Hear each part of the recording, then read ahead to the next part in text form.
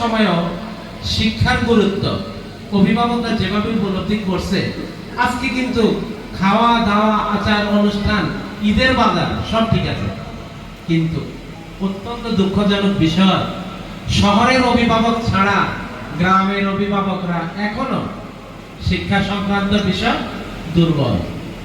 চিন্তা চেতনা আগ্রহ এবং বাচ্চাদের ভবিষ্যৎ সম্পর্কে একেবারেই অন্ধকারে এখনো। আজ থেকে 30-40 বছর আগে অভিভাবক সমাবেশ কল্পনা করা যায় হয়েছে কোথাও? আমরা তো পাইনি, আমরা দেখিনি।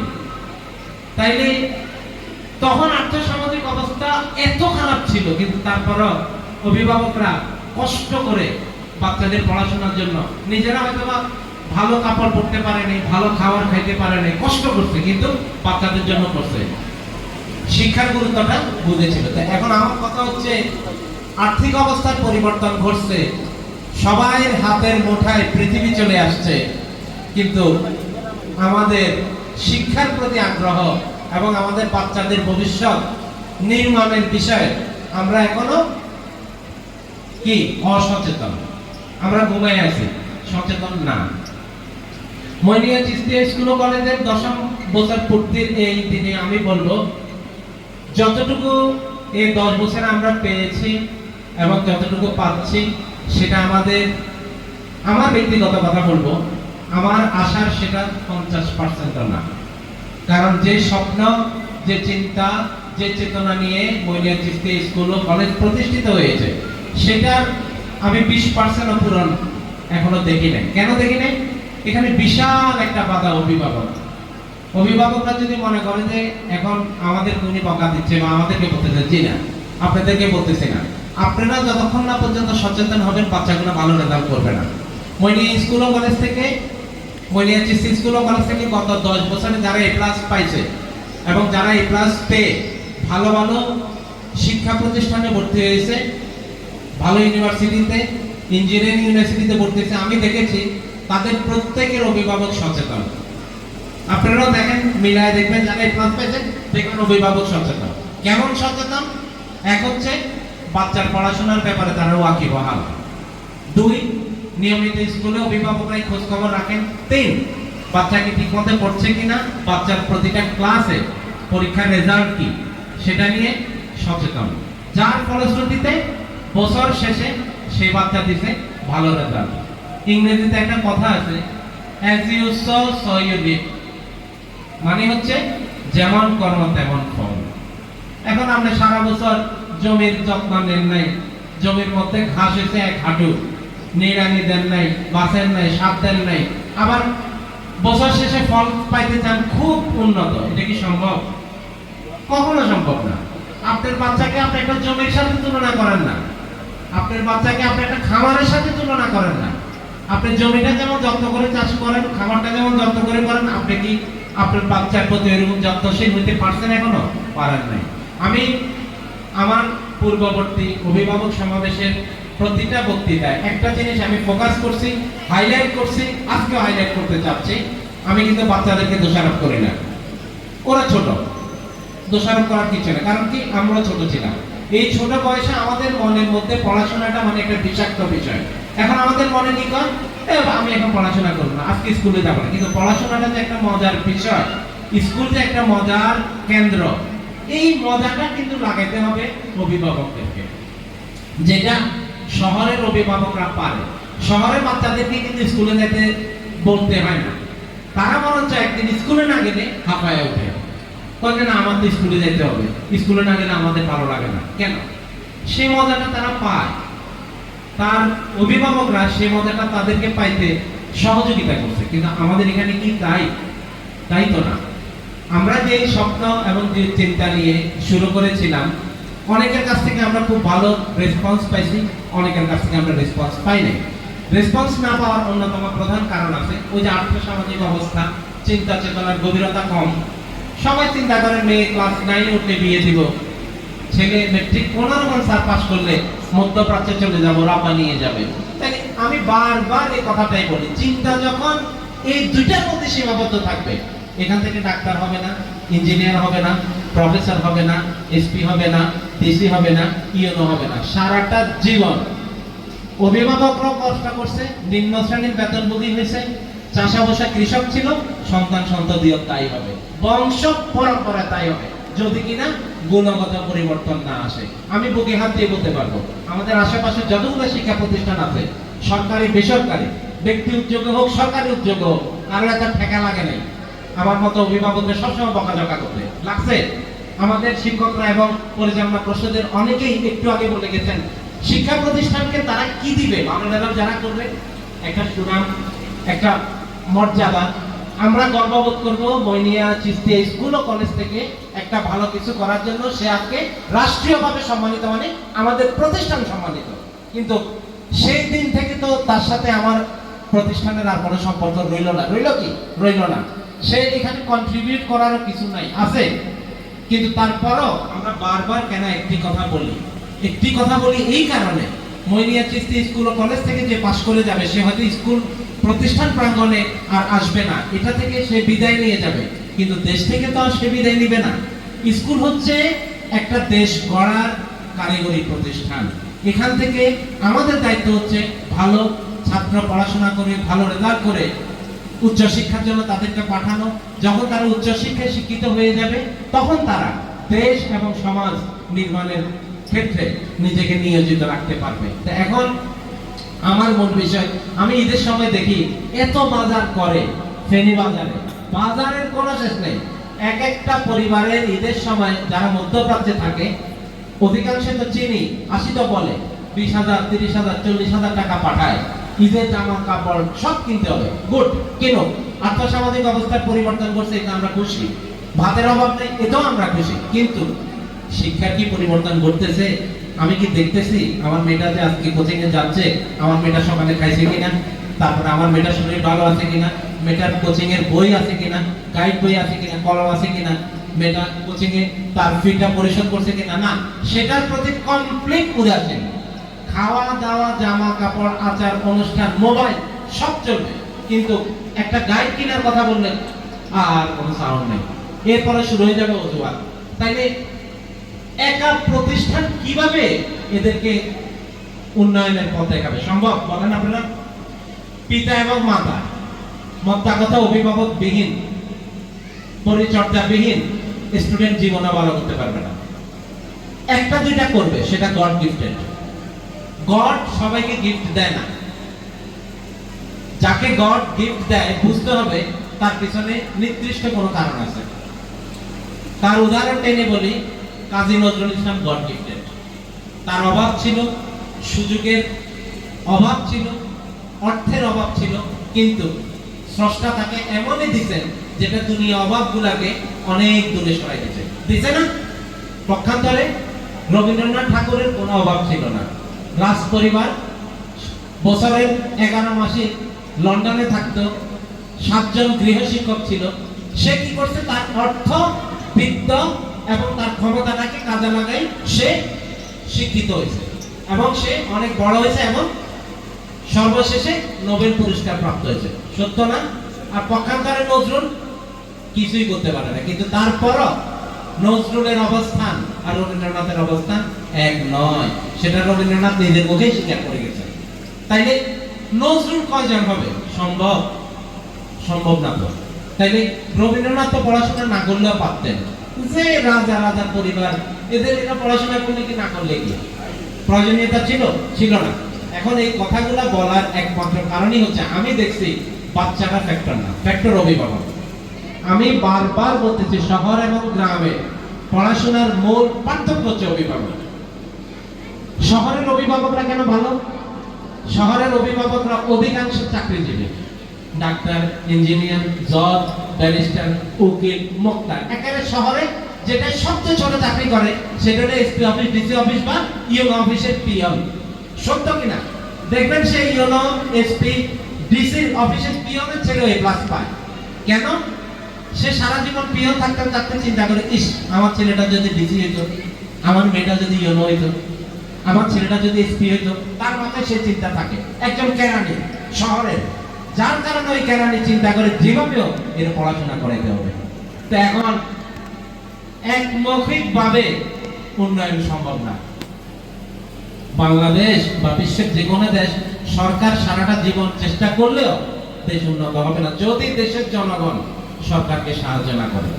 আমরা আজকে 2026 সালে আসি পর্যন্ত একটা মানে হাই স্কুল ভিজিট করে, এটা শুনলে বাংলাদেশের যে কোনো এলাকায় হাসাহাসি করবে। আর স্কুল ভিজিট তো করবে প্রাইমারির জন্য, হাই স্কুলের জন্য কেন করবে? কেন করতেছে? শিক্ষকরা অক্লান্ত পরিশ্রম করতেছে, তারপর যখন শিক্ষকদের কাছে শুনি যে অভিভাবকদের রেসপন্স ভালো না, তখন কি পড়াইতে ইচ্ছা করে? বলেন, আপনার ইচ্ছা করবে? আপনি মনে করেন একটা ফুটবল দলের কোচ, আপনি কোচিং করেন সারা বছর ভালো বলে, কিন্তু আপনার দল যেখানে যায় 10 গোলে আরে, তখন আপনার ভালো লাগবে? আপনি বলেন যে আমি এত ভালো কোচ, এত কষ্ট করি, এত চেষ্টা দিই, কিন্তু যেখানে ফুটবল খেলতে যায় আমার দল 20 গোল খায়। তো শিক্ষকদের কাছে তখন এরকম লাগে না? আশেপাশে প্রতিটা স্কুল আপনার খোঁজ নিয়ে দেখেন, আমাদের শিক্ষকরা যে পরিমাণ আপ টু ডেট, যে পরিমাণ মডার্ন, যে পরিমাণ আধুনিক শিক্ষার সাথে অ্যাডাপ্টেড, অন্য কোনো স্কুলের শিক্ষকরা অ্যাডাপ্টেড না। কারণ আছে, আমাদের শিক্ষকরা ইয়াং এনার্জেটিক। এই যে আমাদের পরিচালনা পরিষদের আবু তাহের একটু আগে বলছেন, আগামীতে শিক্ষকদের ছাত্রছাত্রীদেরকে কি শিখাবে? অন্তত ওই দিক থেকে ইউনিয়ন না, আমি চ্যালেঞ্জ দিয়ে বলতে পারবো পুরো দাগনভূঞা থানায় আমাদের যে একজাক তরুণ এবং আধুনিক শিক্ষায় শিক্ষিত এবং কম্পিউটারাইজ লিটারেসি আলা শিক্ষিত শিক্ষক আমাদের মতো কারো নাই। তাহলে এই যে একটা সুযোগ, আপনারা কেন এই সুযোগটা কাজে লাগাচ্ছেন না? আমাদের সৌভাগ্য যে বর্তমান যে শিক্ষা ব্যবস্থা এবং অতীত আওয়ামী লীগ সরকারের আমলে লাস্টের দিকে যে শিক্ষা ব্যবস্থা অ্যাডপ্ট করা হয়েছিল, পুরা শিক্ষা ব্যবস্থাটাই অনলাইন ভিত্তিক। একজন স্কুলের প্রধান শিক্ষক আগে বোর্ড থেকে বা মিনিস্ট্রি থেকে একটা চিঠি পাইতো ডাকযোগে, সেই চিঠিটা আসতেও 15 দিন লাগতো, ওই জবাব দিতেও আরো 20 দিন লাগতো। আর এখন প্রতিটা স্কুলের ইমেল অ্যাড্রেসে প্রতিদিন অজস্র মেসেজ এবং সরকারি প্রজ্ঞাপন চলে আসে।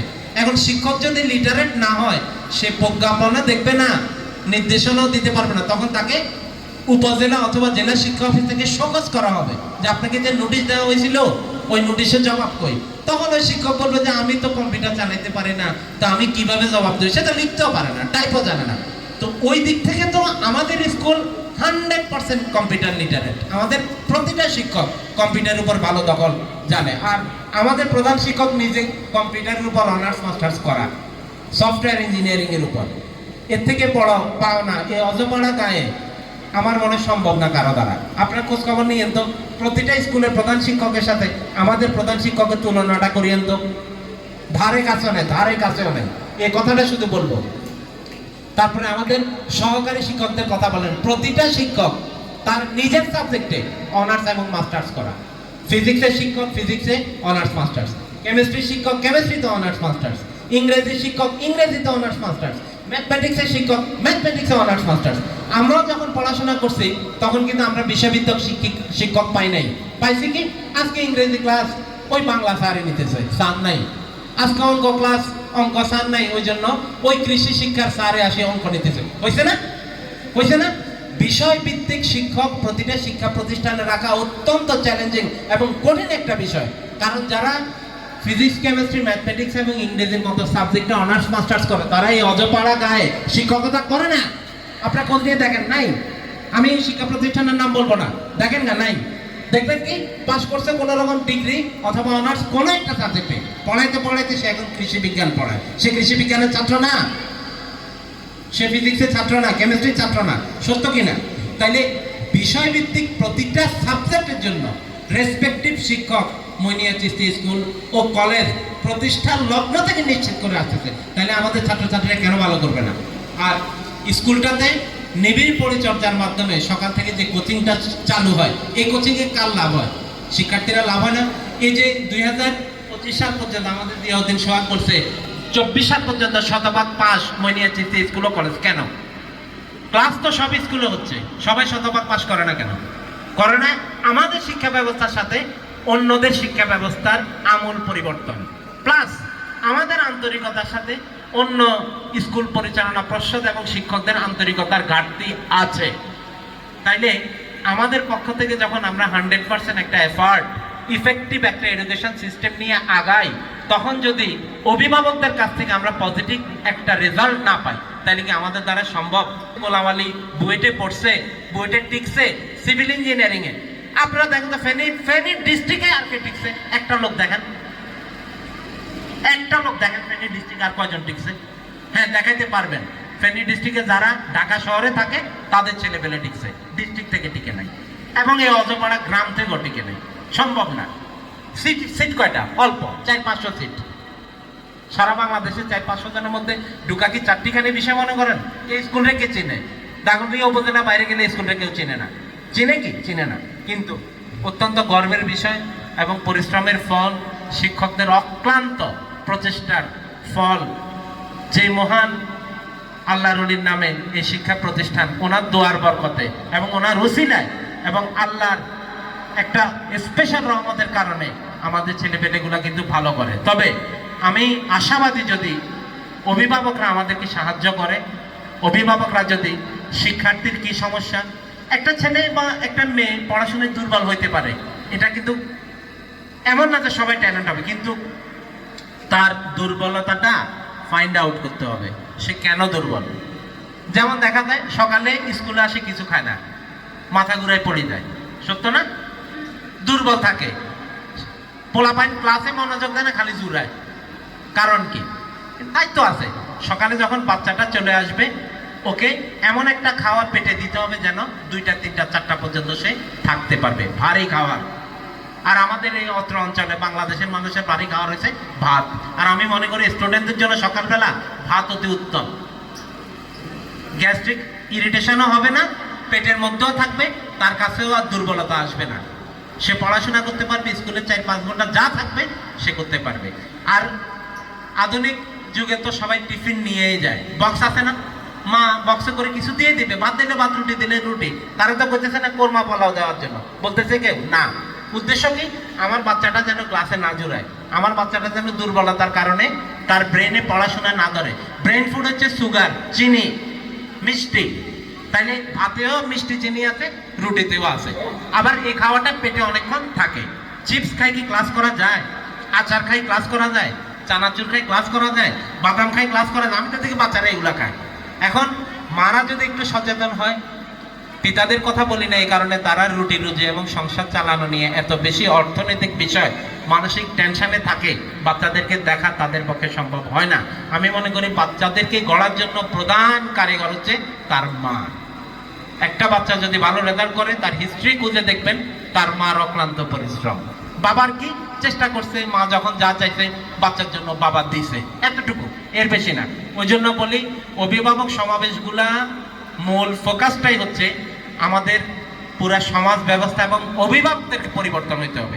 অভিভাবকরা যদি পরিবর্তন হয়, শিক্ষকরা যে নির্দেশনা দেয় ওই নির্দেশনা অনুযায়ী যদি চলে, আমার দৃঢ় বিশ্বাস আল্লাহর রহমতে ফেনী জেলায় শিক্ষা প্রতিষ্ঠানের রূপ পাবে মইনিয়া চিশতিয়া স্কুল ও কলেজ। কেউ নিতে না পারে, কেউ গ্রহণ না করতে পারে, কিন্তু আমাদের ব্যর্থতা আমরা স্বীকার করব না, কারণ আমরা তো পথ দেখাই যাচ্ছি, কিন্তু সেই পথের সুফলটা তো কেউ নিতে পারতেছে না। তো যাই হোক, এবারও যারা যে 26 জন এসএসসি পরীক্ষায় গৌরবের সাথে অংশগ্রহণ করতে যাচ্ছে, তাদের জন্য আমাদের স্কুল পরিচালনা পর্ষদ, শিক্ষক, অভিভাবক এবং আমরা যারা স্কুলের সাথে জড়িত, আমাদের পক্ষ থেকে শুভকামনা রইল। আর নতুন যারা ষষ্ঠ শ্রেণীতে ভর্তি হয়েছে তাদের জন্য আমার এই কথাগুলা, আমার এই নির্দেশনাগুলা এবং অভিভাবকদের প্রতি আমি বারবার বলবো, আপনারা নিজেরা বড় স্বপ্ন দেখেন। শুধু মধ্যপ্রাচ্যে আর 9-এ উঠলে মেরে বিয়ে দিবেন, এই স্বপ্ন থেকে বের হয়ে আসেন। চিন্তা করেন আপনার মেয়ে ডাক্তার হবে, ইঞ্জিনিয়ার হবে, প্রফেসর হবে, উকিল হবে, মুক্তার হবে, জজ হবে, ব্যারিস্টার হবে, ওইরকম স্বপ্ন দেখেন। নিজেরা কষ্ট করেন, কি হয়েছে কষ্ট করলে? পড়াশোনার জন্য কষ্ট করলে সেই রেজাল্ট একদিন আপনারা পাবেন।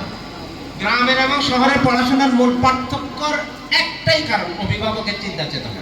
অভিভাবকের চিন্তা চেতনা যদি একটু পরিবর্তন হয়, গ্রামের বাচ্চারা ভালো করবে।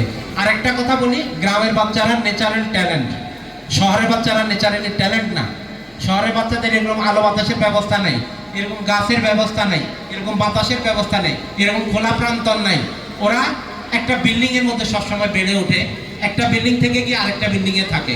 শহরে এত মাঠ ঘাটা নাই, কিন্তু গ্রামে তো কি নির্মল পরিবেশ। গ্রামের রাস্তায় তো একটা বিনোদনের পথ। এত সুন্দর পথ কি শহরে আছে? না, শহরে হাঁটা যায়।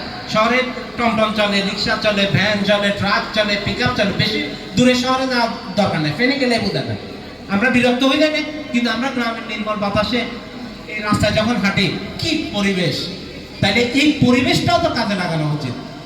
গ্রামের পড়াশোনার পরিবেশ শহর থেকে বেশি থাকা সত্ত্বেও চিন্তা চেতনার পার্থক্যের কারণে গ্রামের ছেলেপেলেরা খুব একটা ভালো জায়গায় যাইতে পারে না।